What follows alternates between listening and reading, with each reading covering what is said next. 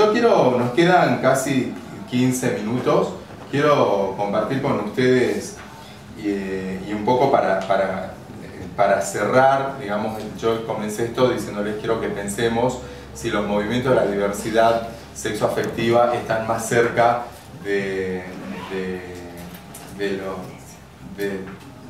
cuán distantes están de los estudios de masculinidades y por qué son diferentes. Vuelvo a los estudios de masculinidades, voy a tomar lo que un autor norteamericano sintetiza hace 15 años atrás. Es importante esa fecha hace 15 años porque en 15 años cambió y se complejizó muchísimo el campo, pero él hace un recorrido, digamos, cuáles son los estudios, la bibliografía que hace 15 años existía en términos de masculinidad, que estudiaban los investigadores que estudiaban la masculinidad. Y él dice, bueno, estudian los gimnasios de fisicoculturismo, estudian los carnavales, estudian las policías, estudian las fuerzas armadas, estudian los funcionarios políticos. Entonces él dice, bueno, ¿qué significa todo este campo de estudio? ¿Por qué toda esta gente estudia esto? Y trata de definir qué estudian los estudios de masculinidades. Habíamos comenzado esto diciendo que estudiaban la forma en que los varones son y se hacen y viven siendo varones, ¿sí?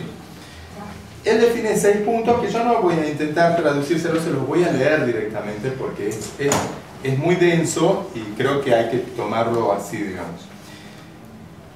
Dice que él estructura 6 hipótesis de lo que estudian los estudios de masculinidad. Estudian múltiples manifestaciones de la masculinidad. En las diferentes culturas y en los distintos periodos históricos, el género se construye de diversas maneras. Es probable que en las sociedades multiculturales existan varias definiciones de la masculinidad.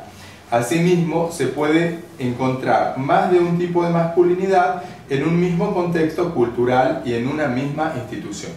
Sintetiza lo que estuvimos hablando acá, cuán difícil, cuán complejo, no cuán difícil, es ser hombre en cualquier institución. Hablamos un poco de los wichís, hablábamos de las culturas más urbanas, de las travestis que se van a Buenos Aires. Entonces todo eso estudian los estudios de masculinidad. Dice también que estudian la jerarquía y la hegemonía. Estas múltiples manifestaciones de la masculinidad existen en relaciones sociales definidas habitualmente jerárquicas y excluyentes. Generalmente hay una forma dominante o hegemónica de masculinidad que es el vehículo del poder de género y que no necesariamente tiene que ser, y probablemente no lo sea, la forma más común de masculinidad. Imagínense, volvamos a la institución policial.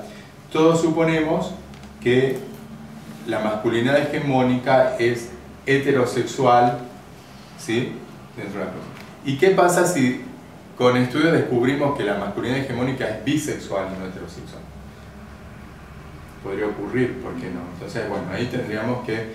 Los estudios de masculinidades pueden dar la pauta de este tipo de cosas. Aparentemente uno cree que hay un tipo de masculinidad y por ahí hay otro tipo de masculinidad.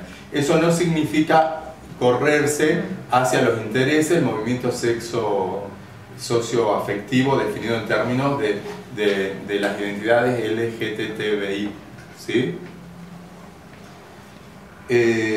Estudia masculinidades colectivas.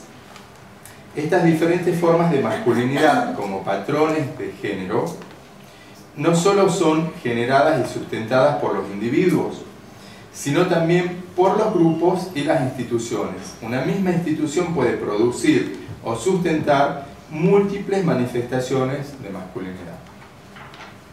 ¿Sí? Estamos sobre lo mismo. A ver, esto es importante porque esas múltiples manifestaciones de masculinidad generan el campo social para distribuir a los individuos en términos de estatus y clase también.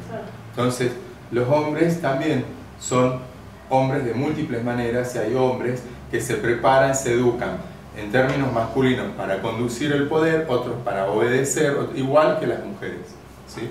O sea, la masculinidad no es un término unívoco en el sentido de una sola identidad. Y al interior de las masculinidades hay intereses también, y por las luchas del poder, que hacen de los hombres... De jerarquías, que hacen de los hombres seres muy disímiles.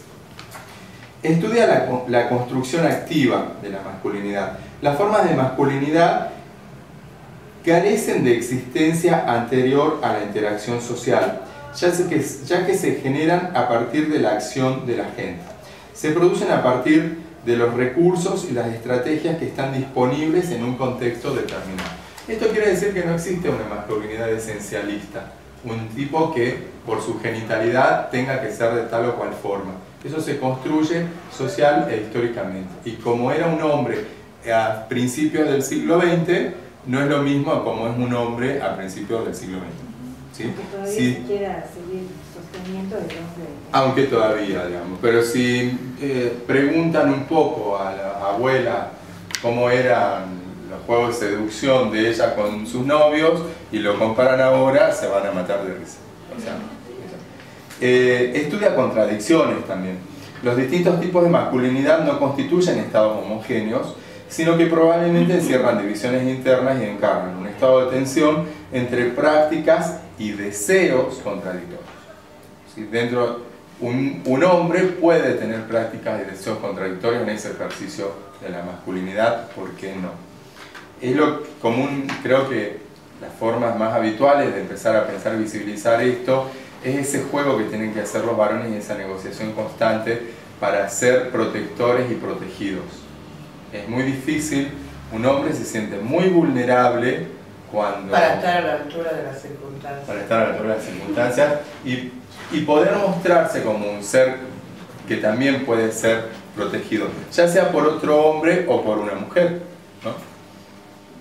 Estudios dinámicas, las diferentes masculinidades se crean en circunstancias históricas específicas y pueden ser objeto de construcción, controversia y sustitución. Las fuerzas que generan los cambios incluyen las contradicciones y los aspectos políticos inherentes a las relaciones de género, además de las interacciones de género con las demás fuerzas sociales.